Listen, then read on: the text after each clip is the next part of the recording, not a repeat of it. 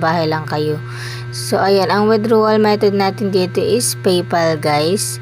So kung wala pa kayong PayPal, ay manood kayo sa YouTube para malaman nyo kung paano gumawa ng PayPal account. So, paano nga ba natin lalaroin si Cash Cow para makakuha tayo ng another points dito? So, ayan, magda-download ka lang ng application na available dito kay Cash Cow. Tulad nito, si Balloon Triple Match. So, ayan, lalaroin lang natin to si Balloon Triple Match. Then, ay hit natin yung rules nito para makakuha tayo ng points dito.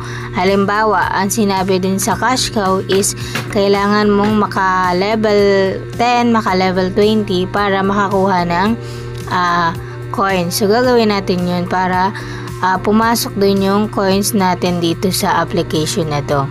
So madali lang talaga dito kumita kay Cash Cow guys. Maglaro lang kayo araw-araw